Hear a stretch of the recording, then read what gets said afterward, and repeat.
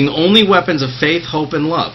Nevertheless, this war is no less dangerous than any war ever fought. And for those of us who embrace the cause of Christ, the cost to participate in the mission of God is nothing less than everything we are and everything we have. Strangely enough, though, some who come to Jesus Christ seem to immediately and fully embrace this barbarian way. Yay, we have book title! Sorry, I told you I'm strange. They live their lives with every step moving forward and with every fiber of their being fighting for the heart of their King. Jesus Christ has become the all-consuming passion of their lives. They are not about religion or position. They have little patience for institutions or bureaucracies. Their lack of respect for tradition or ritual makes them seem uncivilized to those who love religion. Now you're really getting into what I've been feeling most of my life. I'm always the guy that has the strange idea. Hey, what if we tried this? Hey, what if we tried that? And to this day, I'm looked at, interesting suggestion. Even in just everyday life, talking to a fellow Christian, you've seen this. You suggest something off the wall, and what happens? You get shut down. Yeah. You either get shut down or they just humor you. The lack... okay. When asked if they are Christians, their answer might surprisingly be no. They are passionate followers of Jesus Christ. In Antioch, the first disciples, apostles, whatnot, didn't call themselves Christians or Christ followers. They actually called themselves followers of the way. The word Christian was a derogatory term as offensive as using any racial slur of the modern world. So it was basically a slam. It was basically an insult. There goes a Christian. Replace any offensive racist term that you can think of. That's what it was back then. Doing what they thought was spinning a negative into a positive. They changed Christian into a positive and saying, oh, we're Christians. But really, it's not how it was meant. And a lot of people are going back to not calling themselves Christian anymore because they don't like the way the church has behaved in 2,000 years. They see Christianity as a world religion, in many ways no different from any other religious system.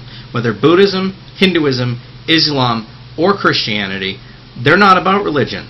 They're about advancing the revolution Jesus started 2,000 years ago. The revolution he started was, here are the Pharisees, your church elders, if you will, the pastors, the priests, whatever you want to call them. And these people made themselves Lord over everybody.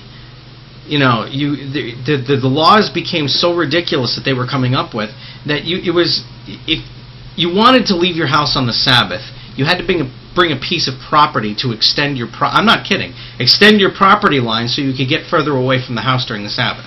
This is how legalistic this got. Does this sound familiar to anybody? Does this sound like any religion you've been a part of? Especially if you've shut yourself out and you're done with religion. We don't blame you. We're not religious. Look at us. Do we look? She's wearing a Lost Boys t-shirt. I'm wearing a Ronnie James Dio t-shirt. Somewhere out there's a Christian who's going to write a review and say he should take that ghastly t-shirt off. It's not happening. Cut that hair. Yeah, cut that hair. Take off all the jewelry. What's wrong with you? This is the simplicity of the barbarian way. If you are a follower of Christ, then you are called to fight for the heart of your King.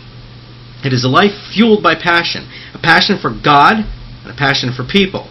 The psalmist tells us to delight ourselves in the Lord, and He will give us the desires of our hearts. That's Psalm 37, verse 4. When Christianity becomes just another religion, it focuses on requirements. Just to keep people in line, we build our own Christian civilization and demand that everyone who believes in Jesus become a good citizen. It's hard to imagine that Jesus would endure the agony of the cross just to keep us in line. Jesus began a revolution to secure our freedom. The new covenant that He established puts its trust not in the law, but in the transforming power of God's Spirit living within us. So in other words, it's not do this, do that, and it's because basically that practice is salvation through works. Behave yourself. But see, God showed us in the Old Testament, which is rather exhaustive and depressing, that we can't do that. It's impossible. We'll still burn for it. Jesus was the satisfaction of the law, and now follow me. be on my side. People always say, is God on our side? It's not if God is on your side. It's, are you on God's side? The revolution of the human heart would fuel the life and vitality of this movement. We would delight in God, and He would give us the desires of our hearts. With our hearts burning for God, we would move forward with the freedom to pursue the passions burning within us. I'm going to stop there because many of you who are tuning in probably have ADD, and I don't want to exhaust you. So the first section of what we just read is suggesting a couple of things. One, the weirdos might be the ones that you should be seeking the advice of. Not in all cases. Obviously, you don't want, what's his name? Renfield from Dracula who's eating the flies. But some of those off-the-wall ideas might be good. I was talking today with somebody, and I said, we should do Black Sabbath, Heaven and Hell. And then I was reciting the lyrics to him, and it occurred to him, yeah, those lyrics are true. And they are true. There's really nothing untrue about that song. The devil is never the maker. He's not. The Bible's clear that God has all creative power. The devil's just a liar. Do me wrong, you're the bringer of evil. Also true. Your flesh causes you to do horrendous things.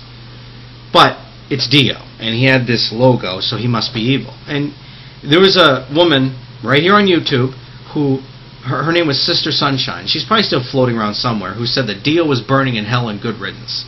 I would suggest to you, and this is coming from a barbarian, that if on the same day Ronnie James Dio died and Sister Sunshine died at the same time, the chances are excellent that Dio made it to heaven and she didn't at that moment in time. I'm not talking about now. I don't know where she is now as far as her walk goes, but to make judgmental, hateful things, to go on a public forum and say them about things and alienate even more people from God is religion. It's bashing people upside the head with what you think is the truth. But in reality, what you're doing is you're alienating people from God, and you're actually ending up serving as a tool of the devil because it's a lie. Nobody knows where Dio went. I don't know any better than Sister Sunshine. I have my suspicions, and they wouldn't be what you think. But I think that to be a real follower of the way, you just stop following religion as a whole. I think, for me, all religion